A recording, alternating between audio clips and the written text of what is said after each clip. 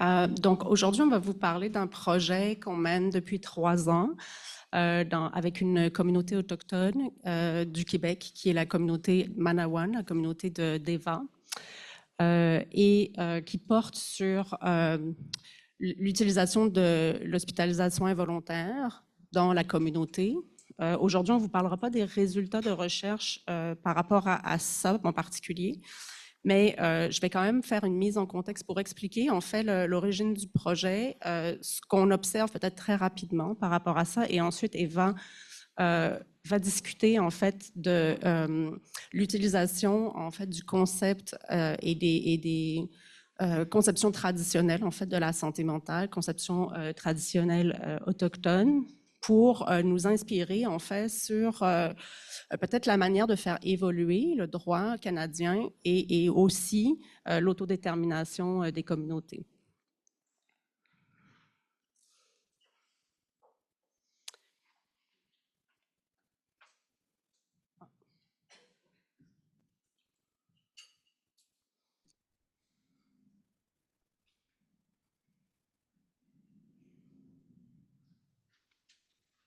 OK. Donc, il s'agit d'un projet qu'on mène de façon en partenariat, en fait, donc avec la communauté, comme je l'ai dit, avec le Conseil des Atikamekw de Manawan et avec le Centre de santé de la communauté. Peut-être vous mettre un peu en contexte l'origine du projet. Donc, au départ, le projet, en fait, je voudrais vous laisser savoir d'abord que je travaille sur l'hospitalisation involontaire, notamment au contexte québécois, depuis une quinzaine d'années. C'est donc au moment du décès de Joyce Echaquan, dont vous avez certainement entendu parler, donc dans un hôpital québécois, qu'une journaliste m'avait contactée pour me demander comment fonctionne l'hospitalisation involontaire.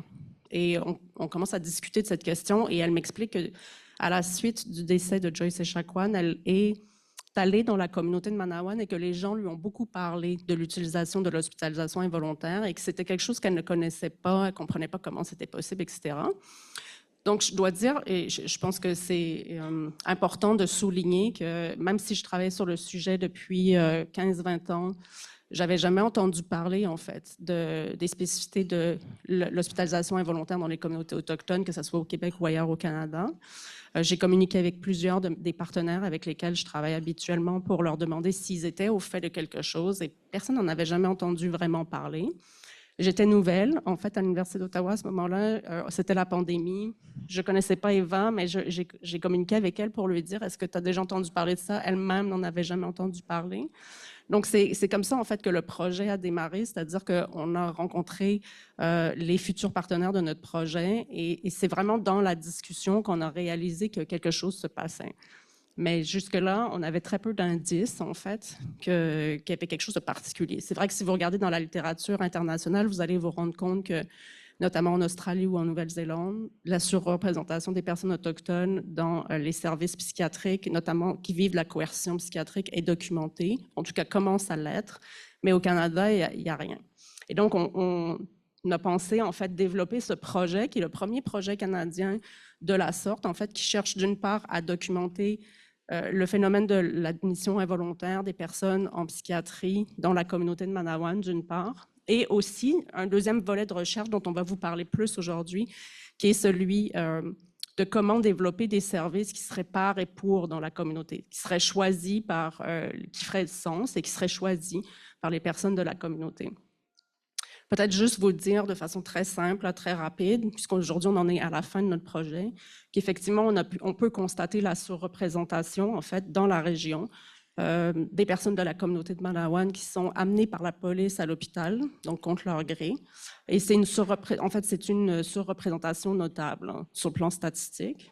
Et cette surreprésentation semble être due notamment à l'absence de services présents dans la communauté pour répondre à des situations de crise, au fait que, évidemment, il y a différents problèmes sociaux présents dans la communauté pour lesquels il y a très peu de réponses, et notamment une hausse, ou en tout cas une proportion importante de suicides dans la communauté que l'on cherche à éviter de cette façon-là, comme il y a très peu services de crise présents sur place, surtout en soirée ou la fin de semaine. La police est souvent les premiers répondants, en fait, ceux qui vont devoir gérer ces situations et donc qui vont prendre l'initiative avec d'autres personnes de décider d'amener les personnes à l'hôpital. Nos postulats de départ, c'était l'idée que le droit et la psychiatrie sont utilisés comme des outils coloniaux dans ce contexte-ci. Donc, à la fois la psychiatrie avec sa perspective particulière, sa conception de ce qu'est la santé mentale, mais aussi de la manière d'y répondre, c'est-à-dire de façon individuelle en considérant que le problème, c'est celui d'une personne, que cette personne doit se soigner, que c'est elle qui a la charge finalement d'accepter son problème de santé mentale et de faire quelque chose pour le gérer ou le régler.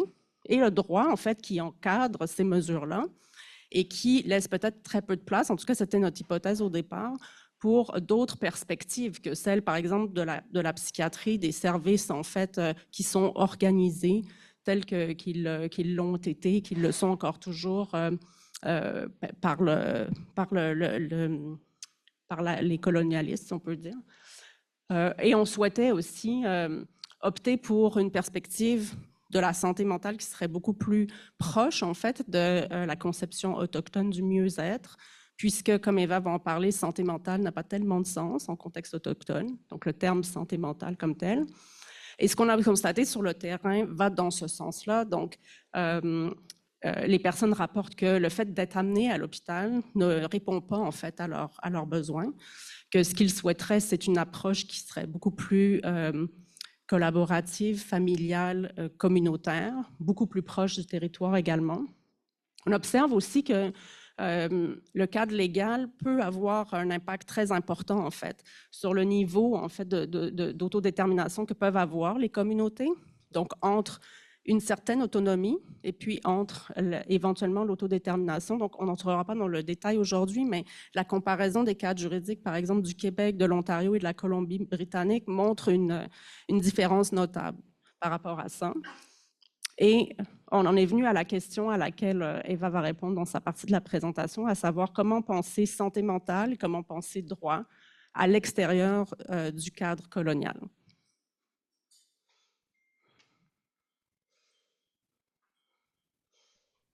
Okay. Miigwech Emmanuelle, kwek skinaim shtarum kadnon shtamretten beppen tshikan gidbandar mudman hema. Skino magewin manerwizo kdekera. Je voulais d'abord offrir mes salutations dans ma langue maternelle, avec Meknorumwin. C'est une langue qui vient du territoire, comme vous allez le voir. Est-ce qu'on m'entend bien? Les Atiremek Nerwiziok de Manoan, Eva, pardon. si c'est possible de parler un petit peu plus fort, ça nous aiderait beaucoup. Merci. OK. Est-ce que là, ça va mieux? Super, merci. OK. Euh, alors, les Atikamekw Nerwiziok de Manoan, vous voyez le cercle en rouge, c'est là. Il y a 3 communautés Atikamekw. Il y a Manoan, Wemotashi, Obidjuan. Il y a à peu près 8100 membres, dont 65% ont en bas de 35 ans. Mais à Manoan, il y a 2800 membres qui vivent dans la communauté, mais au total, il y a à peu près 3100 membres parce qu'il y a des membres qui vivent hors communauté. 95% de la population de Manoan utilise encore la langue Adikmek Norumwin comme langue maternelle, qu'ils apprennent à la maison, qu'ils utilisent à la maison, puis qu'il est utilisé également dans le centre, au centre de la petite enfance, en garderie, et il est enseigné aussi à l'école primaire de Manoan. Puis aussi, les Nerwisiok, c'est un peuple nomade de tradition orale qui vivent, qui ont encore les 6 saisons là, à Atikamek. On peut aller à l'autre. Nerwizo, on on on voit beaucoup dans les écrits, on utilise le terme Atikamekw pour nous désigner, mais nous, on a toujours, utilisé Nerwizo pour se désigner. Atikamekw vient de l'extérieur. Norumwin, ça veut dire, poisson blanc, mais c'est dans les écrits anthropologiques, historiques, tu sais, depuis plusieurs années, ils utilisent le terme, Atikamekw. Alors, mais on a, en 2006, quand je suis rentrée présidente, grand chef de la nation, il y avait eu une assemblée générale du Conseil de la nation atikamekw, puis il y avait eu des discussions pour le terme Adikmekw, Nerwizio, mais on avait décidé de garder Adikmekw Nerwizio. Nerwizio pour se référer, pour garder justement le lien, la vision du monde qu'on a. Nerwizo veut dire un être qui vit en équilibre et en harmonie avec son environnement et toutes les relations qui l'entourent. Nehi, c'est l'équilibre, l'harmonie. Neo, ça sous-entend Neo aussi, qui veut dire quatre, pour parler des quatre éléments ou des quatre portes, là, physique, émotionnel, moral, intellectuel, spirituel. Rui, ça veut dire l'action, le travail, comment agir. Zio, ça réfère à l'être humain vivant. Prochain. On a pas une autre conception du droit. On n'a pas de terme équivalent en Atikamekw Norumwin pour dire droit juridique, ordre légal. Comme ma peuple nomade ou semi-nomade, tous les enseignements éthiques et juridiques sont transmis oralement. Puis ce qu'on peut dire, le droit, c'est plus un mode de vie, une façon d'être en relation avec son environnement.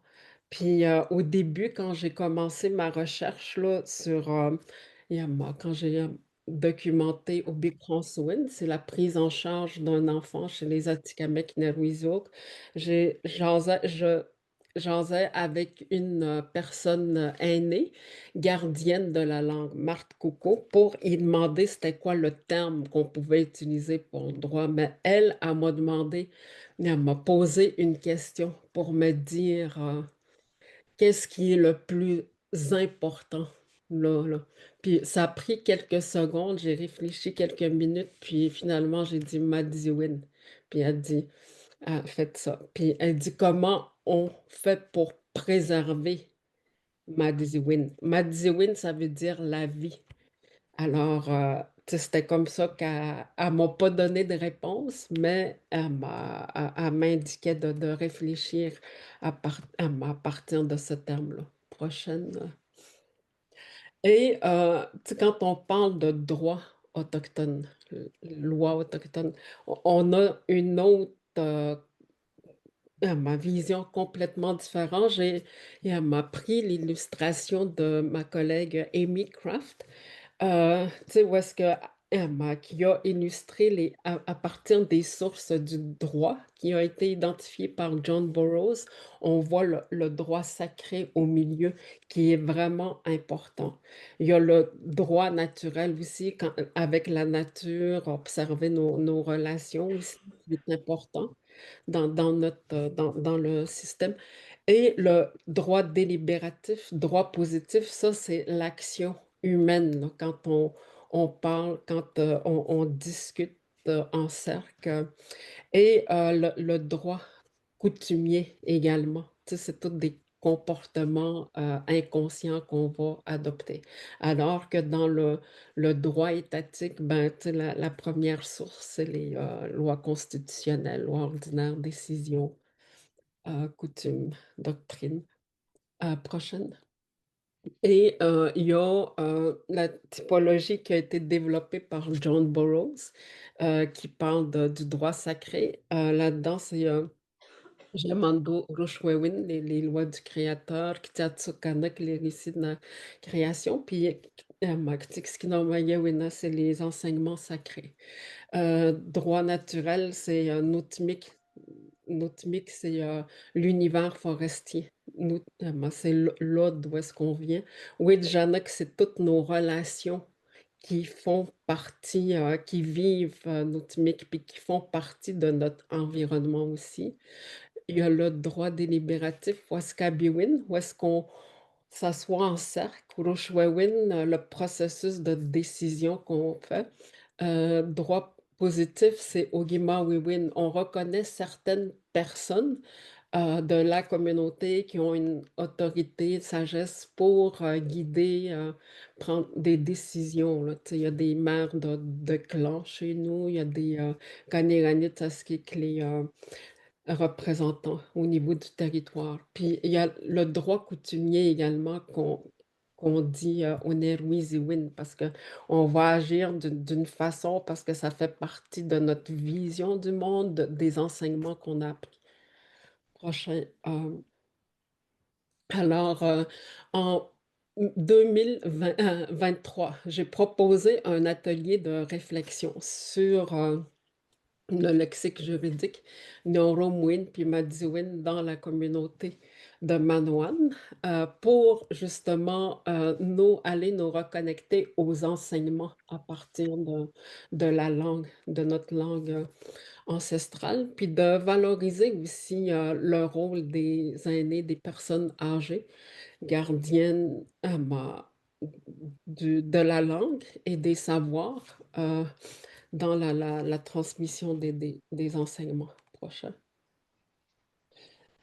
Ça, c'est une citation quelque temps avant son grand départ. On voit, c'est mon arrière-grand-père maternel qui a, lors d'un rassemblement familial, il a rappelé comment que notre langue neuromouine contient tous les outils, les enseignements dont on a besoin pour se guider dans notre vie quotidienne, que tous les savoirs et les mémoires de nos ancêtres étaient imprégnés dans notre langue ancestrale, puis qu'il fallait réveiller ces enseignements-là. Ils trouvaient qu'on l'utilisait pas assez, là. Alors, ça a été aussi une inspiration pour partir l'atelier de réflexion, où est-ce que je proposais 4 thématiques. On a abordé l'enfance, la jeunesse et la famille, l'organisation sociale et la gouvernance, la justice sociale et résolution de conflits, là. Et quatrième, la santé mentale et la santé territoriale. Alors, les participants, c'était des membres de la communauté, il y en avait 15-16, dont beaucoup sont nés en territoire et ont vécu en territoire. Mais il y avait aussi des survivants, ça partait de 64 à 94 ans, là, avec qui j'ai travaillé. Pour la santé mentale, santé territoriale, ça va ensemble.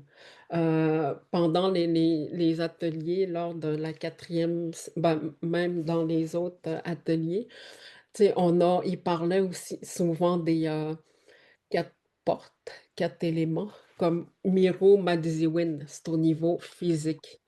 Et Miro, c'est bon, bien, ce qui est bon. Madzi, c'est la vie au niveau physique. Win, c'est ça encourage à nous connecter. C'est pour se connecter au créateur et à sa création, aux devoirs, rôles, responsabilités. Puis la médecine qui disait au niveau physique, ben, ça doit venir du territoire. Le territoire contient toute la médecine qu'on a de besoin au niveau des plantes, des animaux, les arbres aussi qu'on peut utiliser. Et Mrermuin, c'est au niveau émotif, là, au niveau émotionnel. Mire, c'est aussi bon, bien. Rimu, c'est intérieur, c'est les sentiments, c'est les émotions.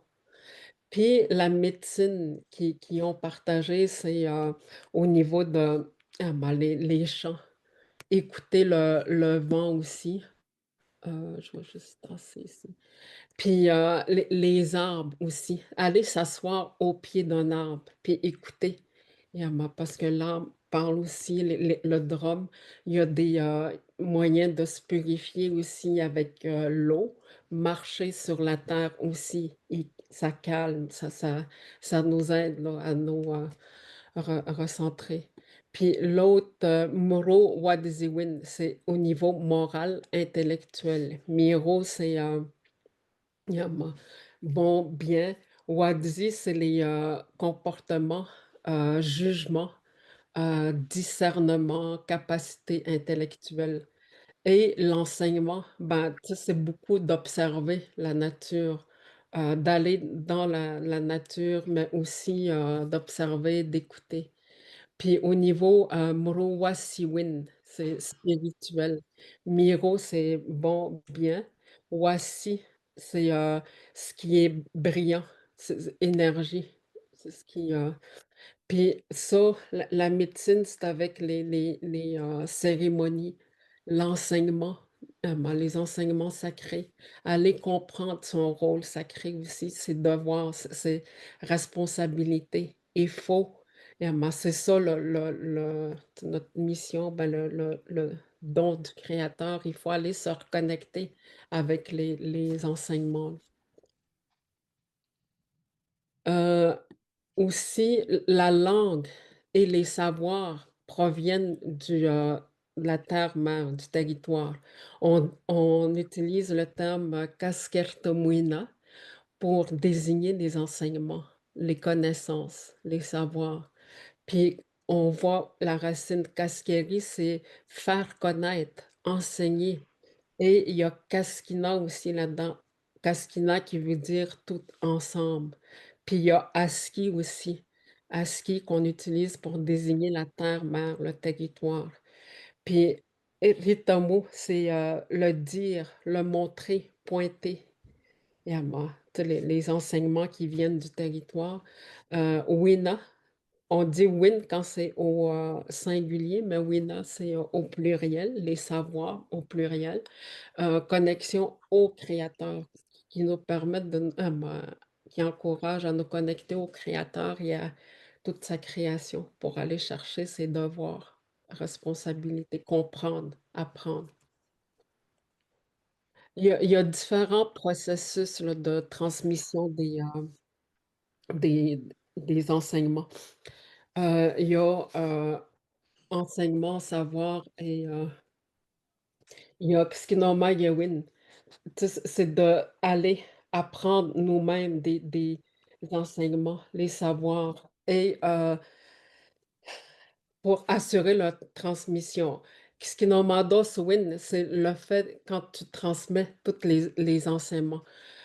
Skinomazowin, c'est, intégrer d'abord soi-même ces enseignements, apprendre par soi-même. Tu sais, chacun a une responsabilité. Win, c'est, aller chercher les enseignements éthiques, morales pour, se guider.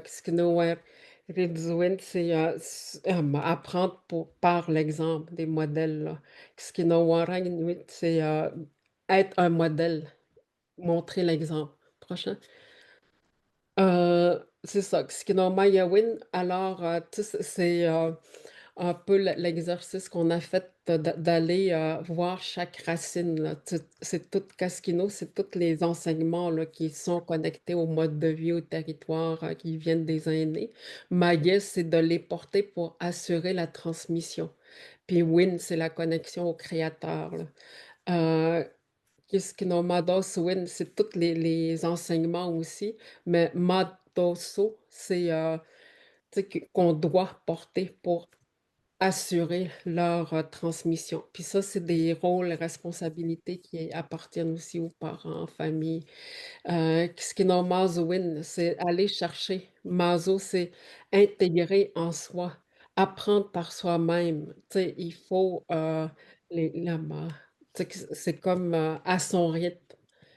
Chacun doit aller chercher ses enseignements, puis c'est une responsabilité qui appartient à l'enfant et à chaque individu. Prochain? Je Eva, Oui. on est à temps en ce moment. Est-ce qu'on pourrait juste prendre 1 ou 2 minutes juste pour finir la présentation? Oui. Il me reste 2 minutes? Non, malheureusement. Non, malheureusement, on est à temps, mais s'il y avait juste quelques petites phrases que vous voulez finir. Juste à la fin, juste vous dire Merci. OK, ici, heu, à l'avant-dernier, là, c'est juste pour dire comment la langue, il est connecté yama il est très imagé, descriptive, puis il y a pas de non, genré, parce qu'on parle plus il est vivant. C'est une langue vivante, on va dire Nuamo quand c'est vivant, Nuapten quand c'est non vivant. C'est une langue qui est vivant, émotion aussi. Tu sais, tout est un verbe, émotion, les sensations. Prochain. C'est ça, beaucoup connecté au territoire, puis qui a aussi beaucoup d'enseignements éthiques et légal. Alors, merci. Merci beaucoup.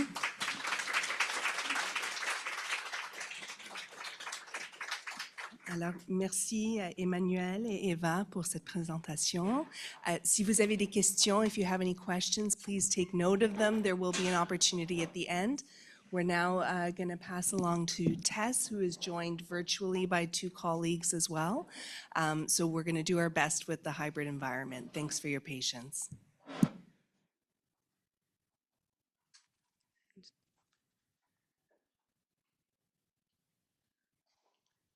Excellent. Thank you so much. Hello, bonjour.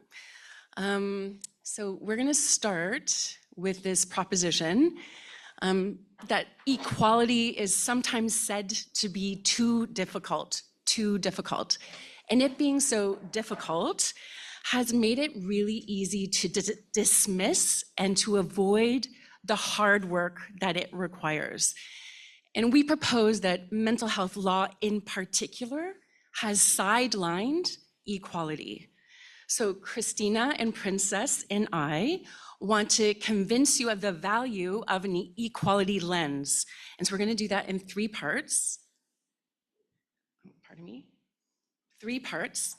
First, we're going to introduce you to the web, right, of equality protections that are, at least in theory, capable of addressing structural sanism. And then second, we will examine 3 sites where equality has been obstructed. And then finally, we'll close with a case study about the exclusion of mental health from the Canada Health Act.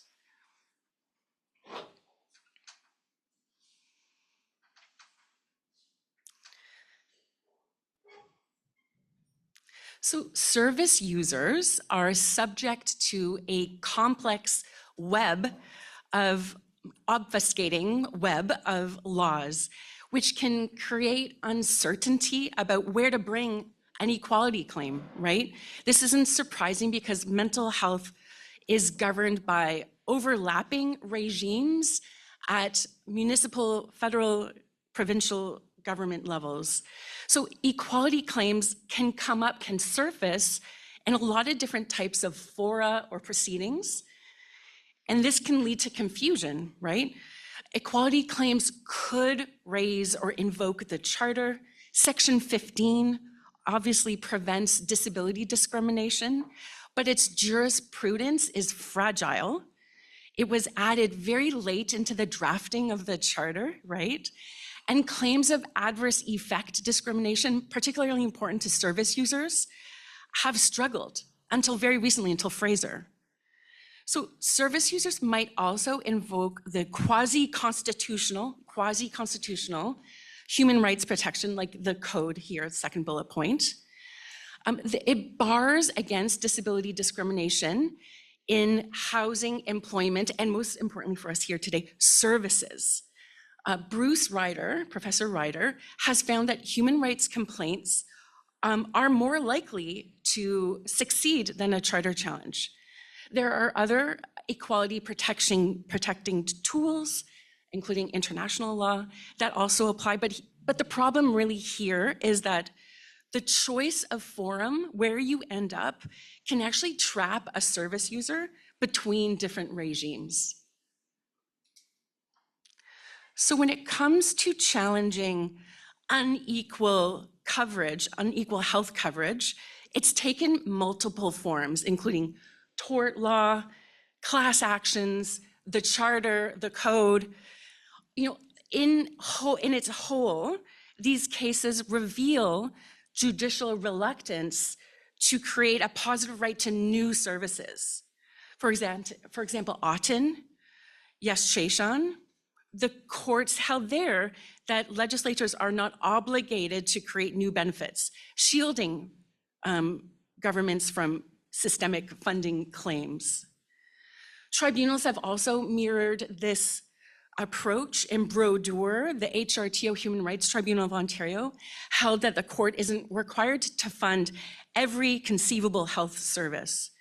Yet there are openings, right? There, that second set of bullet points. Eldridge and Lalonde could protect equal access claims in the context of health service. And as well, KS there might be increased opportunity to raise charter values. That was relevant in the KS case about access to gender-affirming care. So the first of the three sites of frustration where equality has been obstructed, right? At the threshold stage here, these procedural hurdles can be manipulated to block accountability. One threshold in particular, that first one, is what counts as a government action for the purposes of Section 32 of the Charter. So a court needs to ask, is the body a government actor? Is it delivering a government function? And hospitals are contested areas. It was excluded, they were excluded in Stoffman, but included in Eldridge. On the other hand, the code might reach a little further, covering both public and private service providers. One example here, a landmark example of these barriers at the threshold stage is the human rights challenge to discriminatory underfunding on reserve, of child welfare services on reserve. Ottawa argued that funding decisions were policy and not service, and therefore outside the scope of equality review. And that delayed the case for years. Ultimately, the Canadian Human Rights Tribunal rejected the defense, but it still meant that these thresholds are being used to block accountability. And I'll turn it over to Christina. All right. Site 2 is about how Canadian courts and tribunals interpret inequality. Instead of embracing a substantive vision that sees disability as a collective responsibility, they frame it as an individual burden. They treat equality, as a personal entitlement, not a shared social duty. Now, it's worth noting that not everyone with a mental health issue identifies as having a disability or being disabled, and that's okay. But our legal framework steps in here through the Charter and the Human Rights Code, which protects people against perceived disabilities. This is affirmed in the Quebec case Mercer, where the courts recognize that disability includes permanent, episodic, or even non-clinical conditions. This broadens the net, ensuring protection for people with mental health challenges, regardless of a formal diagnosis or functional limitations. It's a critical safeguard in a system that often pathologizes differences. Yet, a central tension persists, the gap between formal and substantive inequalities. Human rights tribunals often split proceedings, treating individual incidences separately from a broader pattern. This bifurcation hides how personal experiences are intertwined with systemic culture, making it harder to address root causes. To push back, Canadian courts and tribunals must interpret the Charter and human rights statutes in light of international law. Our domestic law presumes conformity with these obligations, and the Supreme Court has made it clear that international norms act as a constraint on decision makers. We've seen this influence in various cases, and the CRPD has been gaining real traction, shaping jurisprudence towards more inclusive outcomes. That said, intersectional analysis remains woefully underdeveloped, particularly for disability and mental health. Fraser opened the door a bit to intersecting claims, but in Sharma, it showed reluctance to fully engage with overlapping oppressions. By contrast, human rights tribunals have sometimes been more willing to unpack these layers. Disability justice drives this home. Ableism doesn't operate in isolation. It's entangled with white supremacy, heteropatriarchy, ageism, and classism.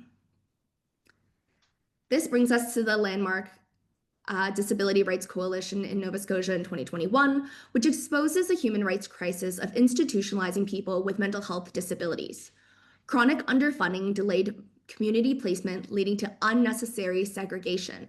The Nova Scotia Court of Appeals upheld the Human Rights Board, finding that there was a systemic discrimination under the Human Rights Act, a smart strategic choice, as these proceedings are faster, cheaper, and geared towards systemic remedies.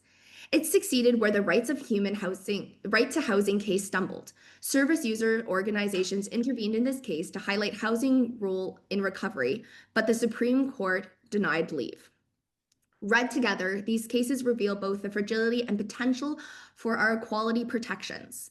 The right to housing case showed the Charter's limits on systemic issues like housing and poverty, while the DRC proves human rights legislations can call out underfunding. It's a reminder that we need to lean into these tools to build a more substantive framework.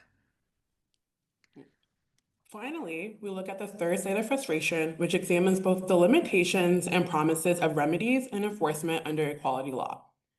A theme throughout our presentation is that while equality law certainly provides remedies for rights infringements, there continues to be a wide gap between the law on the books and the law in action. Rights are meaningless without accessing remedies and also ensuring that those rights and remedies are not ignored. Even before any sort of litigation or legal issue takes place, it is important for institutions and decision makers, including hospitals and other mental health service providers, to use an equality law lens to shape governance practices and processes which service users navigate daily.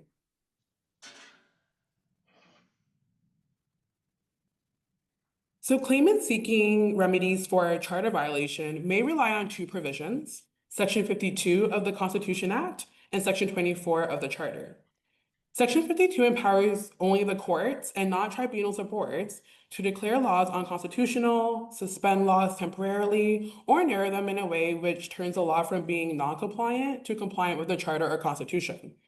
While Section 52 can certainly lead to systemic changes, it's often difficult to access for individual litigants given the extensive resources required to make a claim at the courts.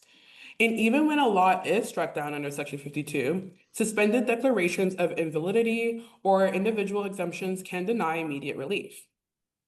Section 24, on the other hand, empowers both the courts and certain administrative bodies to grant remedies that it considers just and appropriate in the circumstances. The Supreme Court has noted that the specific language under Section 24 implies that the courts have a broad discretion for granting and crafting remedies for charter violations. So in theory, this would mean that the courts can be creative in granting remedies that are transformative and/or systemic in nature. However, in practice, there continues to be judicial reluctance or restraint for remedies, particularly for monetary damages under Section 24, which would otherwise lead to structural changes, which highlights the limitations for equality rights claimants.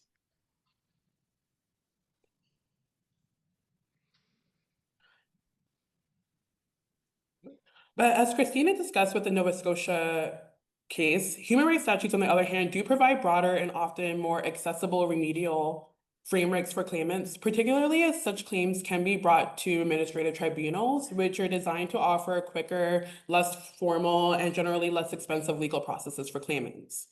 So there are three main categories for human rights remedies: monetary compensation, non-monetary remedies such as accommodation orders, as well as public interest remedies.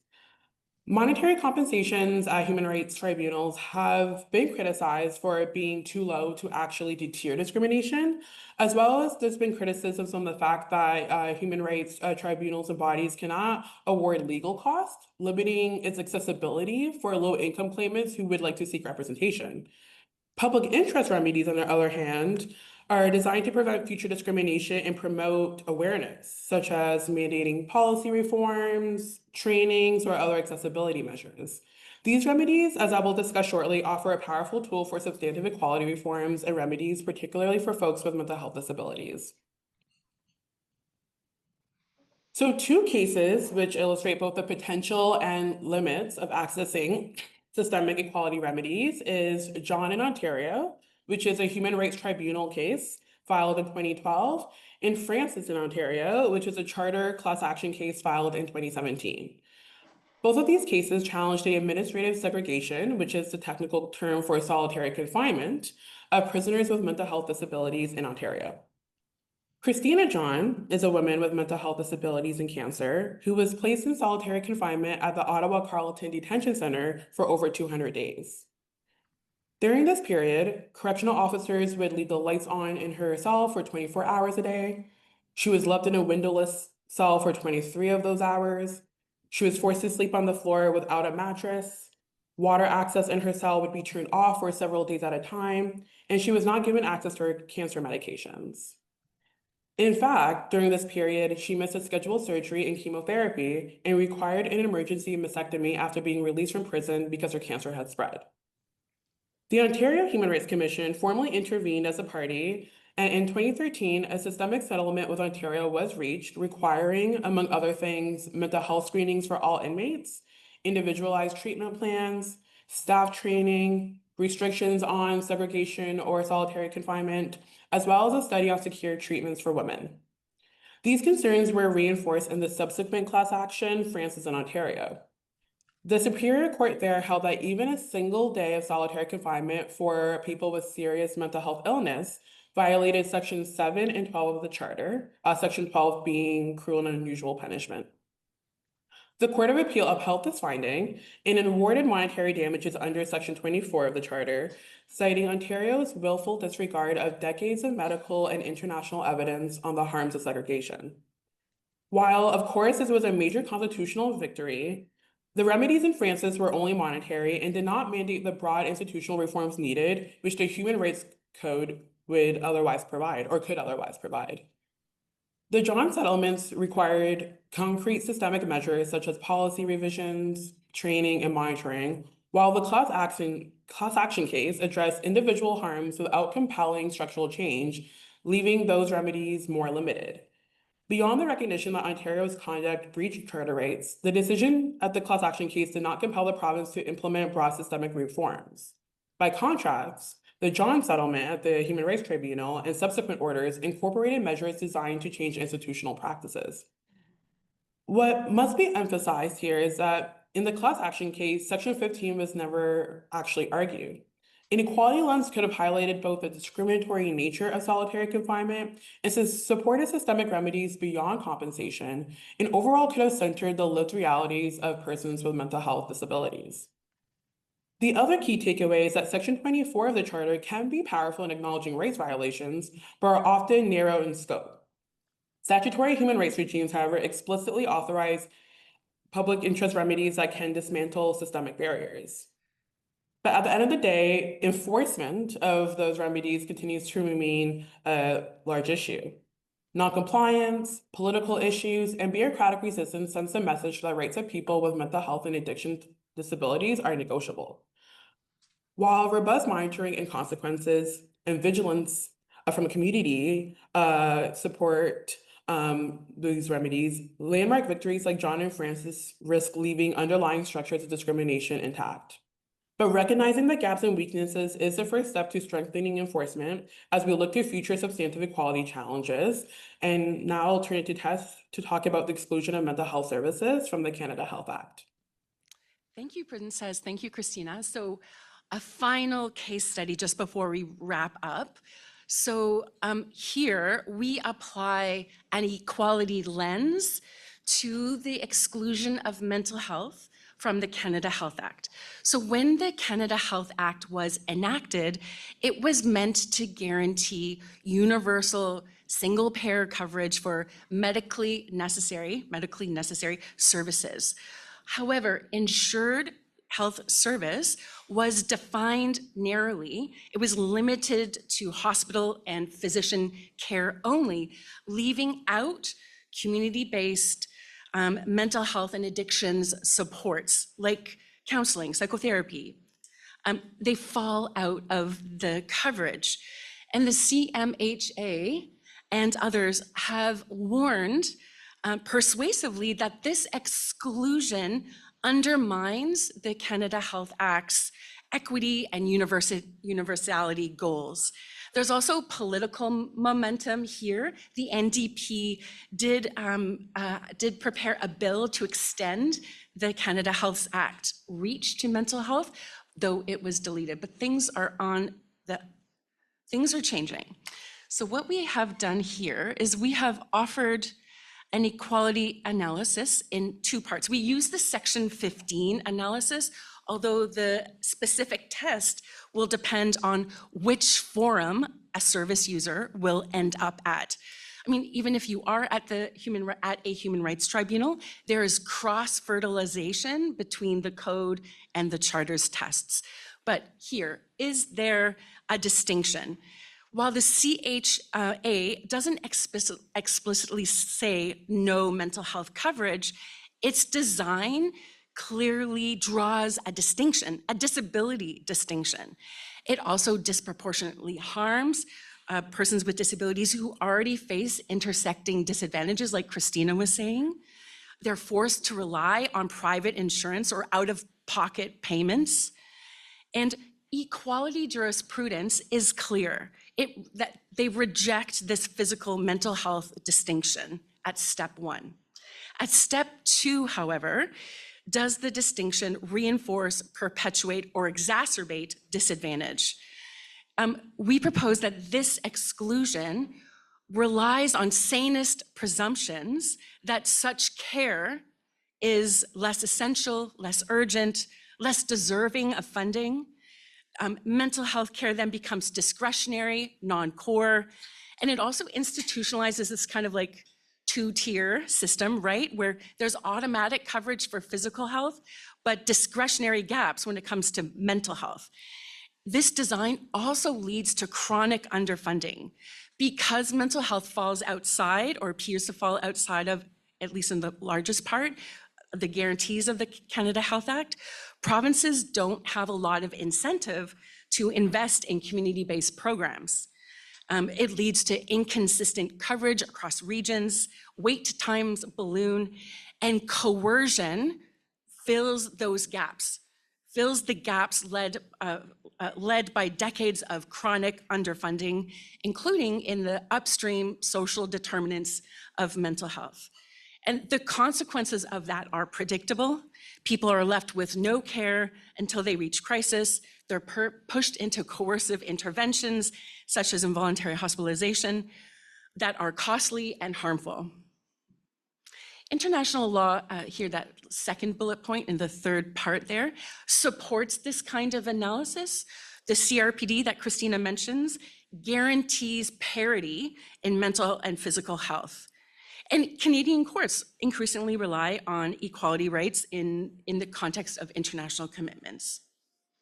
The final bullet point there on justification, you might expect a government respondent to claim that expanding the Canada Health Act in this way is too expensive, but that exclusion is not rationally connected.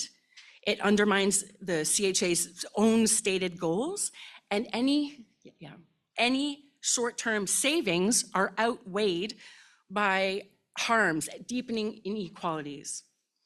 and this is my last slide here, a warning, right? The result of chronic underfunding is a legal landscape where coercion is publicly funded and regulated by law, and voluntary supports are scarce and excluded from funding. Simply adding mental health to the CHA is risky. Simply adding it into a hospital and physician-centric structure is risky. It would be included, but only through a crisis-driven, coercive, and often traumatic care.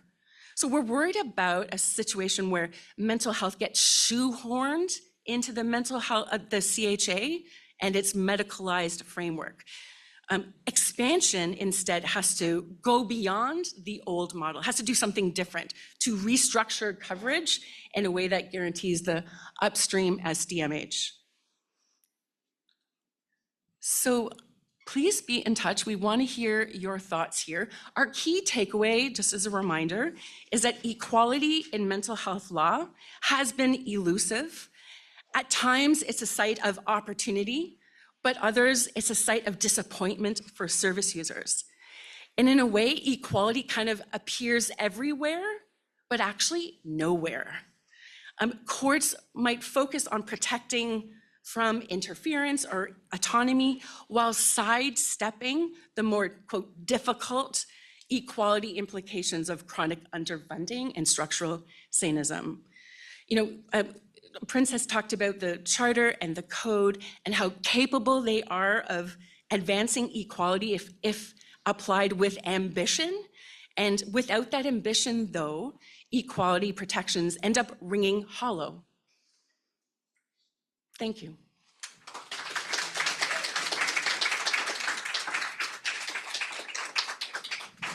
Thank you so much to that group. And now we're going to be inviting Lucy up to round out the panel on new critiques of mental health law.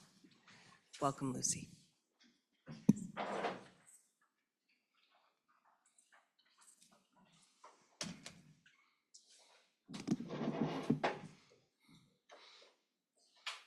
Bonjour.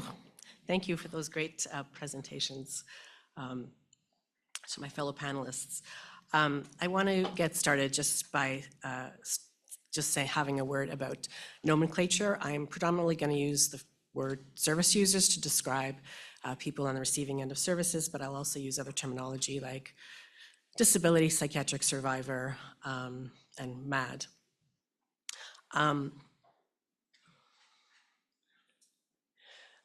Some of the themes that I'm hoping to touch on have to complement and have to do with access to advocacy for psychiatric patients, and moving from discourses of inclusion of lived experience to something a bit more deeper, which is theory vis-a-vis MAD studies. And then finally, like thinking about the future and developing an agenda and what that might look like. So the conference, the next 2 days, is called Reframing Mental Health, New Emerging Controversies.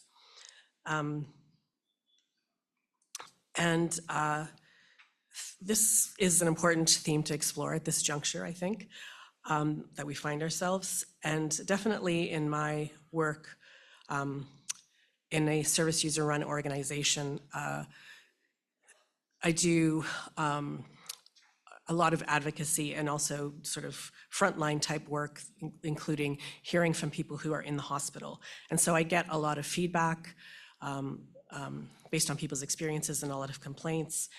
And a couple of weeks ago, I received an email that was a patient complaining about his experiences in the psychiatric system. And it was a bit different because it was an email, it was a very long email, which is not unusual, but what was different about it is that he had used ChatGPT to summarize and pinpoint all the different efforts that he had made to get his issues resolved. And so for me, that was new, and I thought, I wasn't sure how to enter into kind of analyzing the email and what points to respond to.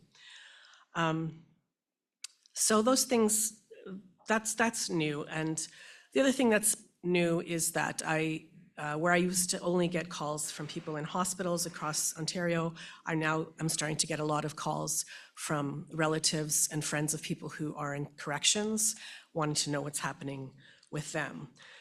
And definitely since COVID, there are more visible and invisible things to be aware of, such as I see patients where I work, I see less patients wandering around outside of the institution where they once were walking around outside in the public. And this could be because vis-a-vis innovation and redevelopment, new buildings now have enclosed balconies. So sometimes I wonder if people are just staying in the units and then going for fresh air on the balconies.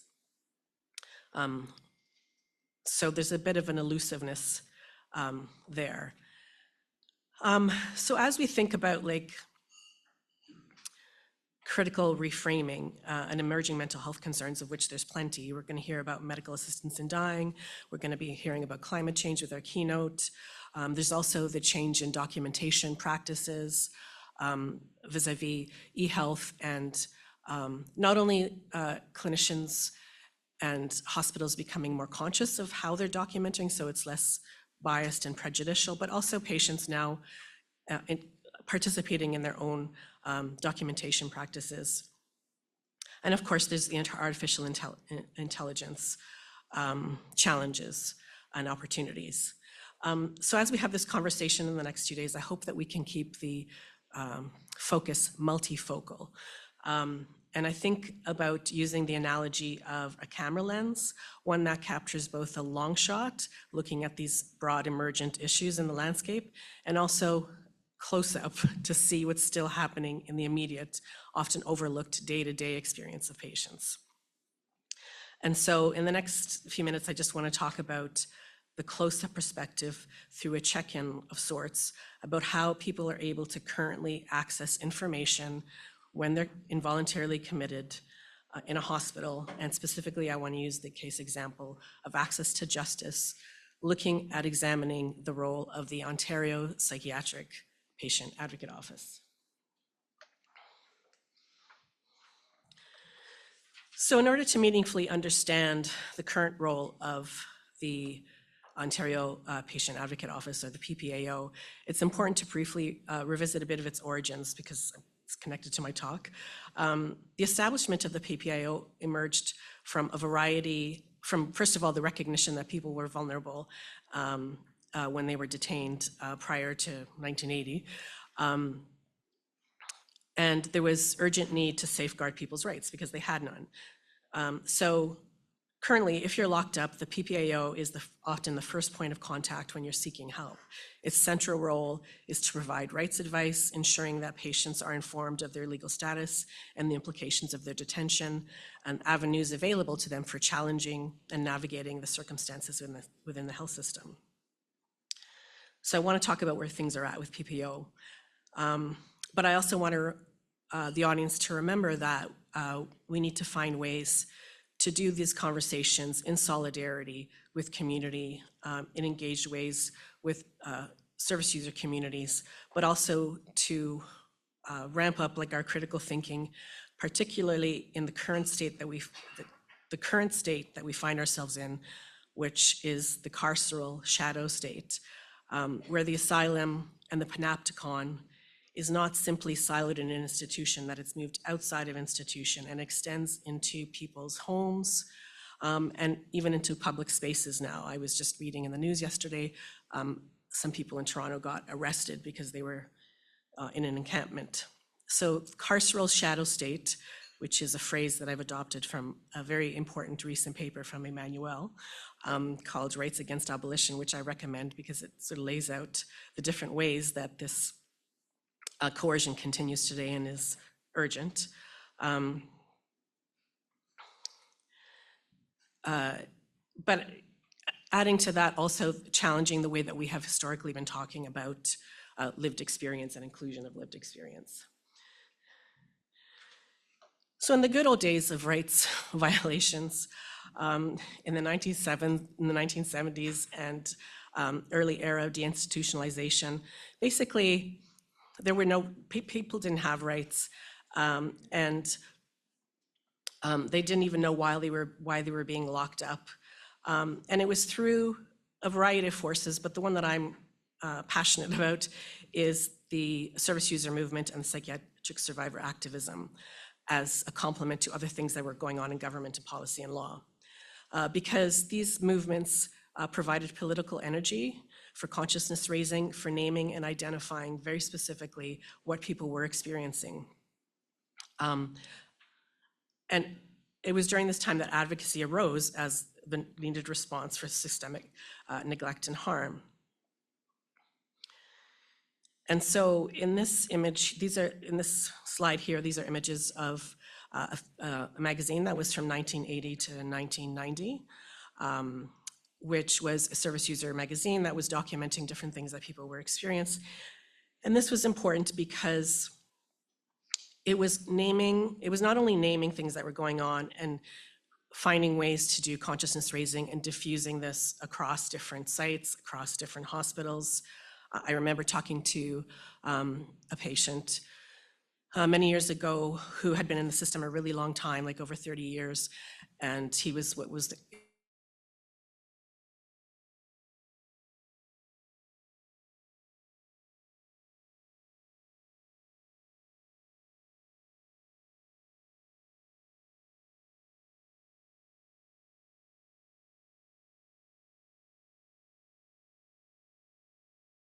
documenting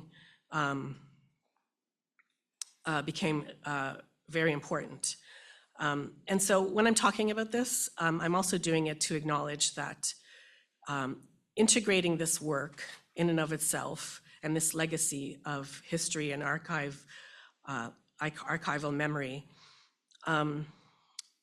is also important because it's part of the way that we should start thinking about pedagogy and the inclusion of pedagogy in different curriculums. And this is often actually, in my experience, resisted because it's an unsettling history, it's complex, and it forces us to have to confront difficult truths, or the system has to confront difficult truths. So Phoenix Rising did incredible things. It's really amazing. And it was at this time that they were documenting different abuses and deaths, including some of the deaths that got a lot of media attention, such as that of Aldo Alviani, who died from being given too much medication, Patricia Ellerton, Penny Rosenbaum, and so much so that there was also a consultants hired to do a review in a hospital about what was going on and why all these deaths and things had gone wrong. That was Marwick Consultants. So it was during this time that through patient groups and also unions themselves and advocates were pushing for more oversight. And through the leadership of the then health minister, Larry Grossman, the PPA, the Ontario PPA emerged as a semi-independent, arm's length organization to help support clients when they're in the hospital. And so through their mandate, the PPAO provided and provides rights advice to individuals in psychiatric facilities. But its values and principles at that time were very much aligned with what was happening in community. So it wasn't just that this was happening siloed within hospitals. There was back and forth. In those days, there was a lot of talk about including people on the different committees and advisories as the PPAO kind of unfolded. And they also started to do a lot of broad work in systemic advocacy itself.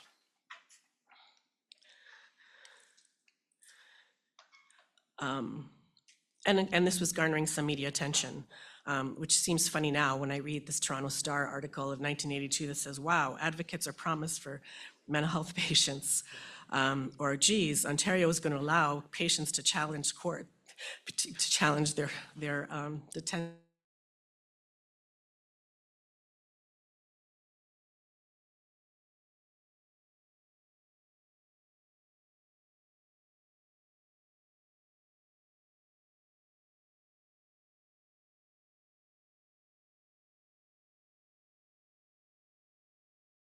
patients about why they were in hospitals, which to some extent sometimes still exists today because I still get those calls, but it's better, I think. And because PPAO was not in and of itself the hospital, it allowed for some critical inspection of different things that were going on. And it also worked with other lawyers, for example, like Carla McCaig, who was also somebody who had been in the mental health system fighting for improved conditions to patient experience. So for example, this included access to medical files, more legal representation, independent review, etc. It also set the stage for organizations to get involved in court. So in 1986, the disability organization People First of Canada, Personnes d'abord du Canada, was granted standing, was the first disability group to be granted standing in the inquest of John Diamond, who was a person with a disability who died in a boarding home. This also, you had the beginning of probably a first person with lived experience speaking to a coroner's court about how people just didn't see John Diamond and sort of giving feedback through that process. So things are moving and shaking, advocacy is happening. The PPAO is also documenting things like community treatment orders, the rate of community treatment orders. It's putting out reports such as this one in 2003 and 2008 on including different voices. It solicited contributions from different individuals and legal professionals, academics, and service users to inform what was happening in the landscape. Then, around 2011, on a Friday before a long weekend, the Ministry of Health issued a letter saying that it wanted to divest the PPAO program into a mental health agency, specifically the Canadian Mental Health Association. And I won't get into all the ins and outs of that, except to say there was a lot of, sorry,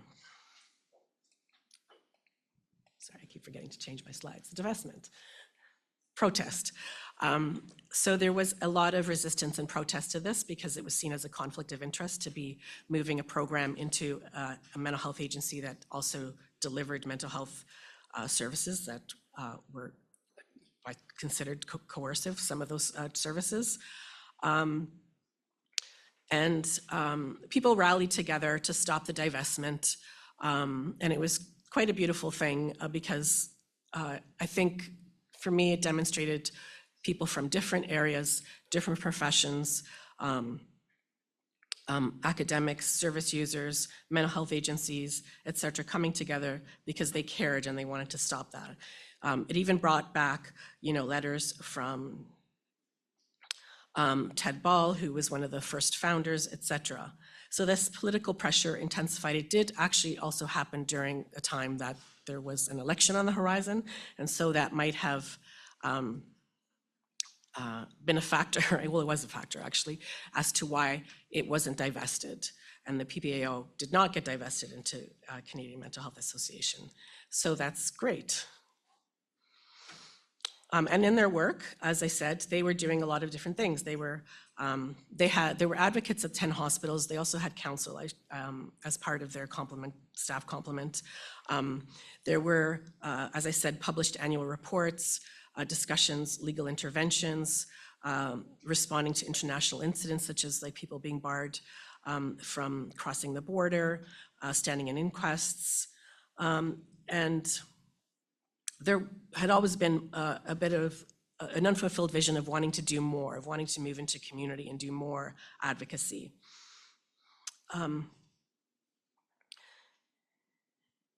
But somewhere like around, I think 2013 and 2015, things again started to change. The Psychiatric Patient Advocate Office didn't have a counsel to readily refer to with different issues that were coming up in the hospital. The website started to change.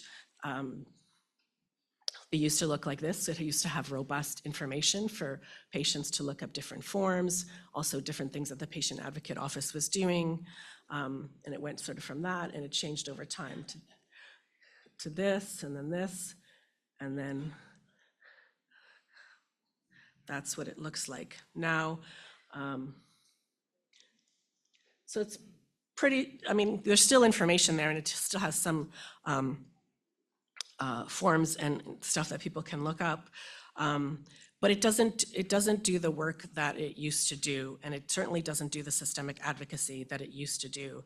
It basically just does, if you're in the hospital, you will get rights advice, but that's it. And so it doesn't take, so in the short view, people are getting rights advice. In the long view, I think this raises questions that both previous panelists were raising in their presentations. And so how to think about this? So I want to pivot back to thinking about that this work has to include service user communities and more critical thinking, and it has to be something more than we have lived experience at the table, we have lived experience on committees, we have lived experiences involved peripherally. In court cases, it has to include more, I think, theoretical thinking about what all this means. And I'm going to propose that Math Studies is a way of doing that. It's official Math Studies in Wikipedia, although that's not what I would recommend reading if you want to learn about Math Studies and you don't know anything. Math Studies is basically a field that has been around and been building from decades of the scholarly community activism, cultural care work that service users have been involved with.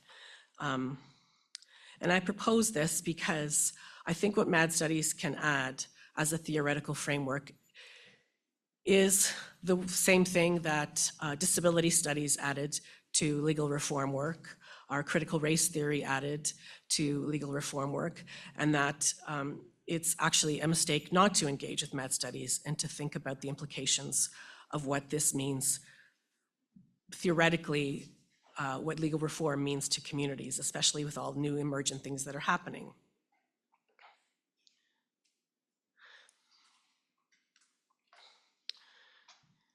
The other thing that Mad Studies does that I think early social movement work didn't do was engage with intersectionality. And so early social movement work tended to be a lot of like white activists and advocates talking about what other white activists and advocates were doing. And the challenge that Mad Studies is asking itself, which I think is good, is what other work has been happening and how are there other places that we can align our efforts, including with Indigenous communities to challenge colonialism and deconstruct Eurocentric definitions of mental health, which Emmanuelle and Eva were talking about. There's also like pretty amazing things happening with students in schools in regards to Mad Studies. And this is important because people with mental health disabilities never used to go to university or colleges, either because of episodic mental health issue or because they didn't feel that they could do it or they weren't supported, et cetera, and that's quite different now. And with students with psychiatric disabilities accessing education more readily now, there's been some really great things happening with how they're sort of navigating how to navigate school and also not fall into these like wellness traps that the entirety of their experience is going to be a mental health suicide crisis if they're going into university. And York University has a Mad Studies hub and they have been doing interesting things. And just the other day, they put on a event called Minding the Gaps, which stems from some feedback with students themselves about their mental health experiences. And there's also global relationships with other jurisdictions, such as in Latin America, which is also taking up Mad Studies. So all this to say that I think a future agenda, thinking about how to reframe the different issues that are happening, is that we have to ask ourselves how the intellectual work and community work we're doing and legal work answers the question about why we're doing it and how this is ethically realized. I've already said that I think this cannot happen without engaging with Mad Studies, so that we have to find a way to do that. I think it offers more accountability and strategizing and knowledge sharing. That is, people have been talking a lot about how there's no place now, like for social movement organizing. There used to be many service user run organizations, and they've all been shut down or divested. And so there really isn't a lot of activism in the same way that there was, and there has to be a way to reinvigorate that. And that this has to happen beyond token representation and just deferring to standpoint. Standpoint or identity politics played an important role in getting us a seat at the table. But that phrase that people always use, nothing about us without us, is in fact problematic now, because the us is included. But the nature of that inclusion and the deference to that inclusion, I think is something that I was saying needs to be critically examined deeply, because what it's doing is it's allowing attention and resources to go only to those who are in the room, and it doesn't challenge the way in which material resources are being shared with those most in need. So I think that's it. Thank you.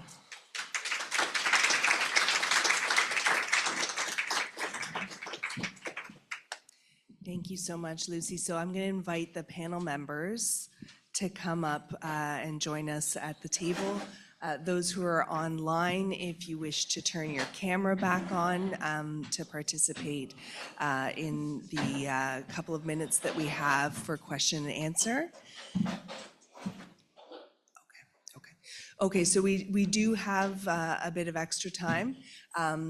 Folks, we want to cover the full range of issues that were brought out in these sequential presentations.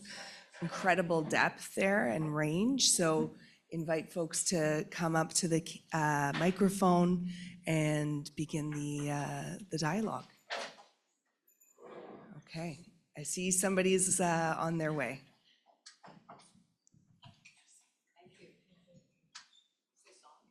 I think if you just flip the switch halfway down the microphone. Great, thank you. Good morning, everyone. Marina Morrow from York University. I wanted to actually pick up where Lucy left off. And thanks, by the way, for the shout out to the Mad Studies Hub. If you're interested in our work, just Google us, York University Mad Studies Hub, and there's the way to learn about the work that we're doing. So I guess I want to start by thanking you all for your really thoughtful presentations. And I think each of you have highlighted in different ways the rise of coercive practices, the use of policing, the use of carceral mechanisms in mental health, and the very distressing ways in which that's playing out in communities and having differential impact, particularly on racialized and Indigenous populations. You also all, I think, highlight very beautifully this link between, sort of reform and a more radical kind of reconceptualization of mental health through Indigenous perspectives and Mad Studies. So I'm just wondering, this is a conversation I think we all need to be having. So I'm just wondering if you can comment a bit more about how to better mobilize, Mad activism, and in the case of Indigenous communities, the kind of reclaiming of Indigenous notions of wellness. How can we better bring those ideas into the current sort of policy and political landscape? So a big question, probably a question for all of us, but I just thought that might be a way to kick off the discussion. So Thank you so much, Marina. So I'm going to look to the folks here in the room, but also online. Eva, I don't know if you wanted to start off or if anyone else wished to kick off.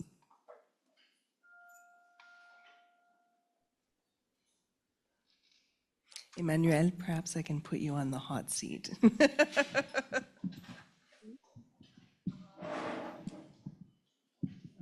to flip the switch. That's a good question. I'm not sure I have the answer, but I think the first thing is to think about how it's important to bring this voice up and to talk about the realities. I think it's something now we see that we talk a lot about compassion, how we want to treat people against their will because it will be good for them, and this is compassion. So we see this a lot. And I think it's important to continue to say, no, this is coercion, and to bring back the coercion part of in the discussion. This is, I think, the first thing that is really important. And I think it's important too to find ways to give the possibility to people to have the microphone to talk about their experiences. I think we hear a lot, always the same persons. And about what just Lucy said about the tokenism, I think that what we need to look at is this patient partenaire, partnership patient. I don't know exactly how it's called, yeah. So we now see a lot of these people that I think can do a lot of great work, but at the same time work for more coercion at the end of the day, and work directly with different groups that want, for example, legislative changes for more coercion, and we see this in different provinces right now. So I think it's important to have other people talk about this reality and to get data, because I think we miss a lot of it. And we know that it's in the increase, but we do not have specific data about, for example, what is the situation in Indigenous communities. And we need that. So I think this is maybe a first thing. Merci, Emmanuelle. Eva, I see your microphone's on. Would you like to add some comments? Oui, c'est juste pour rajouter au niveau de la communauté aussi, c'est de permettre aux membres parce que moi, je m'occupe du volet 2, le projet de recherche là, avec Emmanuelle, pour guider, développer des programmes et services en santé mentale ancrés dans la façon, la conception des Atikamekw Nerwisiwak. Puis juste le fait de pouvoir nommer les choses dans la langue, de pouvoir réfléchir aussi, de permettre aux membres de la communauté de réfléchir, d'utiliser la langue, là, ça aide beaucoup. Puis je sais qu'il y a beaucoup aussi de forums, de discussions à prévoir, mais je sais déjà que tu sais, le lien avec la santé mentale et le territoire, c'est important, puis ils mentionnent déjà beaucoup dans mais c'est juste leur permettre là, de développer davantage plus ancré dans leur réalité, dans leur conception. Merci beaucoup, Eva. So Marina, I think you've kicked us off very well, and now I see Glenn is at the microphone, please. Thank you, Naren. My name is Glenn Brimacombe, and I'm with the Canadian Psychological Association.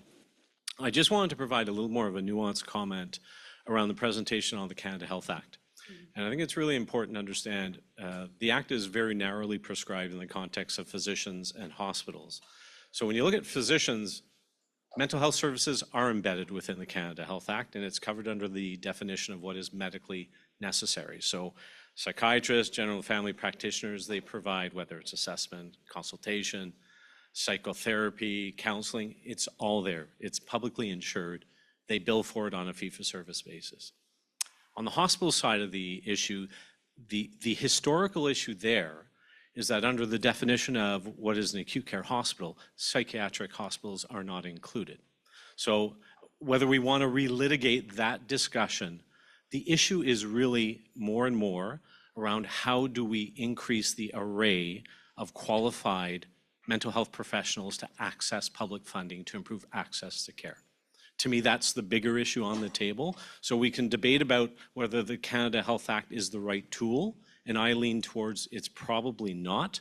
And there's a lot of discussion around the Canadian Mental Health Association is talking about how can we shoehorn, as you said, mental health services more broadly, that is recognizing more providers within the Canada Health Act? Or do you think about a companion piece of legislation, which is called the Mental Health Parity Act, which other organizations have been talking about? One is the Canadian Alliance on Mental Illness and Mental Health, of which CPA is a member, and other countries have adopted that kind of a relationship in terms of kind of the medical model and an expanded recognition of improving access to mental health and substance use healthcare. So I think it's important just to understand that, because the CHA, in my mind, it's not an efficient or a politically efficient solution in terms of how we want to get from where we are, which is where we want to be, which is better access, publicly funded access to mental health care. Thanks. Fantastic reflection and comment. Perhaps, Tess, if you'd like to react. Thank you. I think we're on the same page. My last slide was about the warning of shoehorning mental health into the Canada Health Act. I think what we're trying to offer for you is the value of an equality lens to evaluate the exclusion of parity, like whether an equality could require that there be such a Parity Act. The legislative omission, the failure to pass a Parity Act could itself be a breach of an equality right broadly defined. So I think we're on the same page. Fantastic. Okay, I see the lineup is starting. People are excited, so please go ahead. Yes, absolutely. Merci, bonjour, Tansé. My name is Christina Gilman. I'm Red River Métis and Treaty 6 in Saskatchewan. I live in Brantford Brant, Six Nations, so kind of got it fast. Thank you for your presentations this morning. Very based on a person with lived experience. Wow, I've had many touch points with all that was brought forward. I'd like to say thank you, Emmanuelle, for your relationship that you had with the reservation or the community that you've worked with, and you kept your focus on the community, because each First Nation community deals with mental health in their own individual way. And I'd like to bring the infographic of the medicine wheel, which I think was really missing today, because at the center of what I was brought to me from an elder was at the middle of the medicine wheel is your community. And a First Nation person who has mental health issues has a relationship back up just a bit. A First Nation community person who has a relationship with a community has a different journey to a person First Nation person who's not connected to their community, due to either a practice that's common is exclusionary for restorative justice. Some people are excluded from their community, so if they have mental health issues, their journey may be different within the system, may take more of a colonial lens because they're not connected to a community. Again, it goes back to the justice side of a First Nations person journey through mental health, and justice side has a very different journey if they're connected with the community. Otherwise, just thank you for a great discussion. Mine was just more of a comment and just focusing on medicine wheel and restorative justice. Thank you. Thank you so much for the comment. Emmanuelle and Eva, if you had any follow-up on that item. Oui, elle m'a expliqué les 4 portes au niveau physique, émotionnel et intellectuel, moral, spirituel, que j'aurais dû amener. J'avais pas moi, je savais pas comment l'emmener dans le PowerPoint, mais ça, c'est vraiment important. Washkam, Madiwin, puis toute la question, le lien au territoire, comment que c'est important aussi. Ils appellent ça Washkam Madiwin, le médecine, la room médecine. Et tu sais, c'est juste c'est important de se connecter à ces enseignements-là. Merci pour le, le commentaire. Là. Merci beaucoup. Okay, we have our next guest at the microphone. Please go ahead. Thank you so much. My name is Joachim, and I'm an LLM candidate at the University of Ottawa. I'm very appreciative of the discussion, and my comment is on the discussion between the place of creating a place for mental health in the Canada Health Act vis-a-vis enhancing financing to practitioners in delivering services. My argument is that law is a determinant of health, and we appreciate that where there are strong laws that protect the existence of a particular service, for instance, mental health services, it creates a lot of strength and a base on which finances can be made. Because I'm trying to look at a situation where there is no legal backrock or where there is a weak legal backrock. That means that if there are changes in governance, if there are changes in policy, those changes in turn affect financing. So I'm trying to make an argument for increased recognition of mental health services and mental health care in the Canada Health Act. Thank you so much. Thank you for the comment. Is there anything that you wish to add? It seems this is the hot topic. So Yeah. far. I mean, I wonder though about the value of international legal protections there, especially equality protections. I wonder if that could be helpful to you in your research, and happy to chat more. Thank you so much for your comment. Thank you. Okay, I'm going to give a little more room to the panel here and stretch my legs. Was there somebody else that wished to come to the microphone, please? Hello, thank you so much for all the great presentations. My name is Melanie Bernard, and I'm a disability rights advocate and lawyer based in Quebec. I have two questions for Emmanuelle. I'll ask them in English, mais je peux répéter en français si vous voulez. One is very quick. It's just to find out when your research is going to be published that you were talking about. It sounds super exciting, and hopefully it will inspire other similar projects looking at coerced treatment in Indigenous communities. And the second question is if you can share some insights about the current review of the La Loi P38, the P38 in Quebec, which is Quebec's mental health law. I haven't looked in the past few months, but that law was under review in the past year. I think it's probably ongoing. I have experience representing patients that are detained under that act. And I'm wondering if you have information about the involvement of people with lived experience and self-advocates in that whole review process. Thank you. Merci beaucoup. Emmanuelle? So about our results, we are right now writing 4 research reports actually, because yeah, we have a lot of data.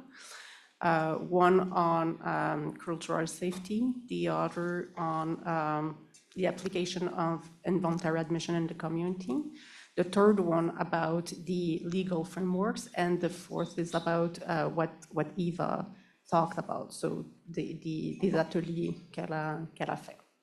And then we didn't talk about how we gonna diffuse our research results, articles or whatever. We didn't talk about that, but we will have this chapter in this book.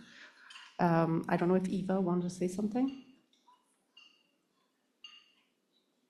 No, Eva? ça va. No. No, we're okay then? Okay, thank you so much. So I'm looking for any other folks that want to come to the microphone. Sure, so there was a desire for an answer to the second question as well. Yeah, so about the law in Quebec. So actually, they didn't start until, I think, last week talking really about the how they're gonna actually do the revision. They want to change everything in the law, and I think they want to. Their goal is to have a system, the same system as in Ontario. So that's what the project. That's the project, and that's what is demand from the Psychiatrists Association for years. And but I think last year it was with, I don't know if you saw, it's not related directly, but what happened with someone that was under the review board jurisdiction, and he killed a police officer. So then they start talking more about how the Ontario model is better, because you can have forced hospitalization and forced treatment together, and it's not the case in Quebec where you have two procedures for that. So they want to have a joint procedures, and they want to have an administrative tribunal, because now it's civil tribunals, civil courts that are that have the jurisdiction for these two procedures. So, and the patients associations where, well, they had this consultation, but they put all together everybody. I don't know exactly how it goes, but I think no patient, they do not have a lot of voice in this discussion. Well, you have patient partners, yeah, that are in the discussion. And but they are with the psychiatrists, you know, in this, saying that the Ontario model is better. So this is a little surprising for me. And the other association, really rights association, advocate association, they are not really implied in all this. So they try to have a voice in this, writing letters and things like that, but I think it's not working at all. That's what I see. Yeah. Excellent, thank you. So I know I'm the timekeeper, and we wish to extend this time, the time for this panel, a few more minutes. So if you can hang tight for your break, because I think we're a little later getting started. And I see one of the guests at the microphone. Please go ahead. Hi, thanks. My name's Nancy Myers. I've been a volunteer advocate for first education and then more recently mental health for over 30 years. And I'm seeing a lot of connections between like education supports in schools, and people act out, tune out, and drop out, and then end up, you know, in many other problems in life. The question that occurs to me, I'm not a lawyer, obviously. I hear a lot about equality, but what about equity? How does that work? Because we used to say, well, you don't give every kid in the classroom glasses if only 3 of them need it. So how does that work in law? I don't know where that fits. Thanks. So maybe we can start with Tess and see if Lucy has anything she wishes to add as well. So the legal protections in Canada use the term equality, whether you're talking about the code or the charter, each are different legal tools. And so what you would maybe call equity is what we would call, or the law would call, more substantive equality, substantive approach. So the risk is on the other side, formal equality, treating everybody the same, you know, having like the fence is the same and short people can't see over, but the tall people can, but equity, giving people different size boxes. That's more of a substantive approach to equality. And that's what all the Section 15 jurisprudence is about. It's about making sure that the Section 15 is protecting substantive version of equality, not formal. Is that good? That difference? Equity means substantive equality. It's like legal. So I'm seeing somebody else coming to the microphone. Okay, hi. I'm Elena Feinstone. I have a background in Indigenous law, but an interest in privacy law. And this question was responding to something that Lucy, you mentioned in passing about the e-health change in documentation practices and the patient's participation in this. And I was wondering if you could speak a little bit more to that and if that could potentially be used as a tool for advocacy. Thanks.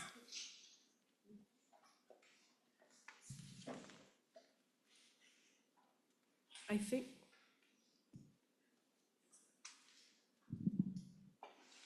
now it should be working now, yes? Yes.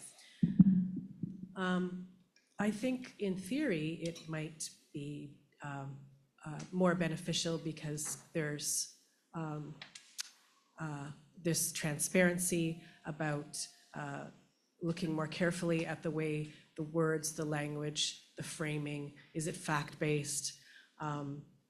Is documentation fact-based and true to what is happening in a clinical encounter? And that with patients now contributing to tools such as Open Notes, in theory, one would think that it tells a more robust story. But I think that one of the things that we were kind of bubbled up today in our panel is that there is no, the complete story or the complete narrative keeps evolving. And so, we'll wait to see. I still think this is fairly new in mental health in terms of like people contributing to their medical record, and of the patients contributing to their medical record, who are they? Are they people that know how to do that have accessibility, that understand? How do those stories get captured? So I think to add to your question, there's this great book, I forget the author's name right now, but it's called, it talks about transparency culture, because we're living right now in a transparency culture. We're making everything visible. And paradoxically, that through doing that, there's also other things that we're not seeing through the focus of transparency culture showing everything. I think some of the work that needs to happen, going back to Marina's question and some of the other questions, is even the question about equity, is that I do actually think people want to know what's happening. There's people who've been sort of just going along with the system and participating in groups and whatever, but I think there's other people. I'm definitely starting to get calls where people are like, something is wrong. I'm not happy. I'm not happy with the state of things. And this is great to me because everything died down during COVID and was quiet. But now people are starting to say, I don't like what's happening with they don't use the language of rights, but I don't like what's happening in my housing. I don't like what's happening with the lack of employment.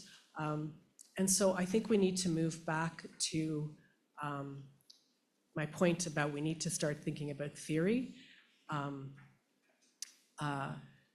because this is a way of, I'm thinking of the Bell Hooks quote. Bell Hooks has this beautiful quote where she says, I came to theory because I was hurting and I was in a lot of pain.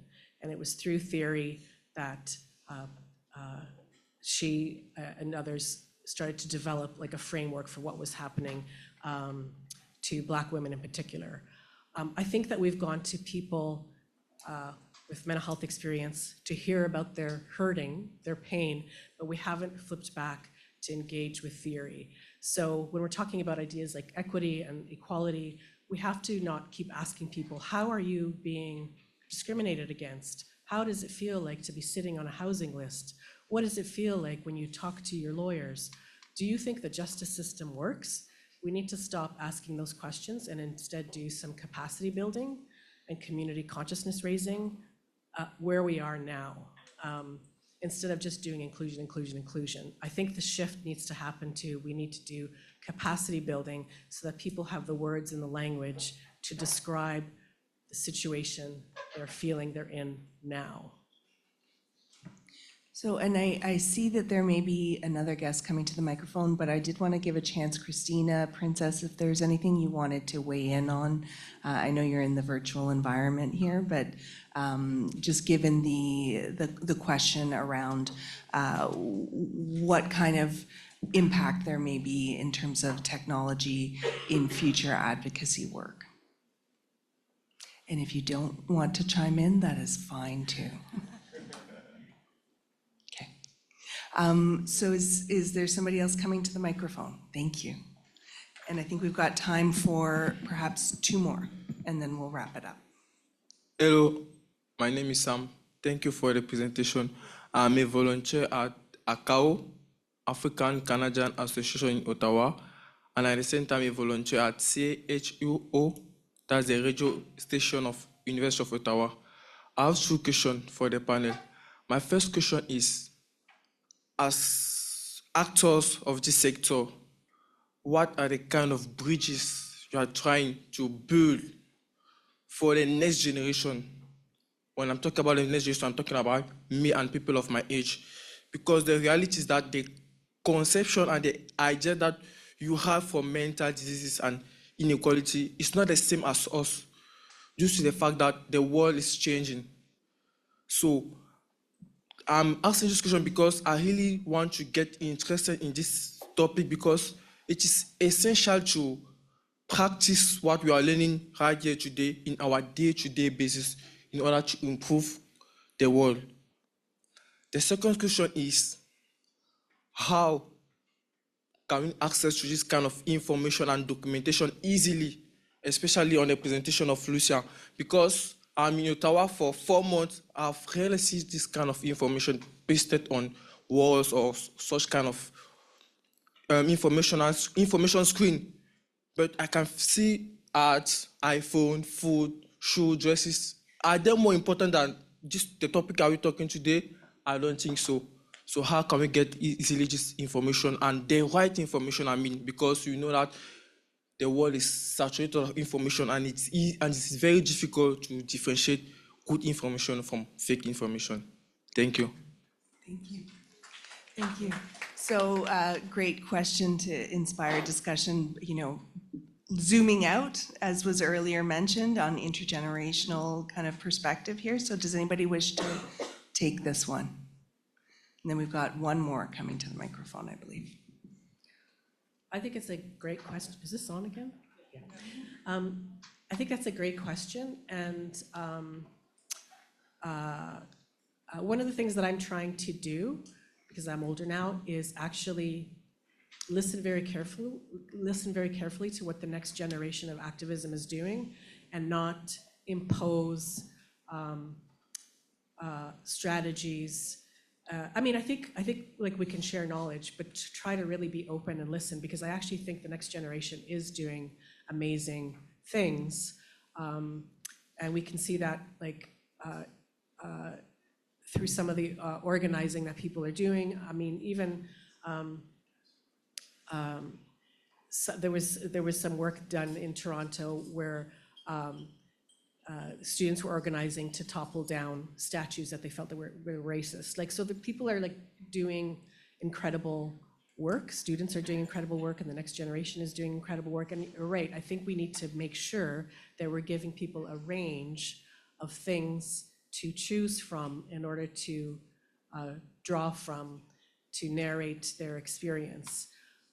The issue of access and censorship to information is a little bit what I was saying earlier about, I think MAD studies, a topic like MAD studies needs to be understood as pedagogy, needs to be incorporated in curriculum. And I'm grateful for various legal professors that are starting to do that with the next generation of law students, starting to sort of teach more critical thinking to law students, medical students as well, although that's a hard audience. It's like oil and water, trying to teach critical math studies to medical residents. So I think this is a challenge because part of it requires resources in order to do that, so that you're getting different kinds of things, you get different kinds of access to information. So I'm afraid now I promised and under-delivered. We have to wrap it up. And just want to really thank the panel, both online and in person here, for a really enriching discussion, wide range of folks. And any additional questions, invite you to grab a cup of coffee and have a conversation. Wonderful way to kick off today. Thank you so much.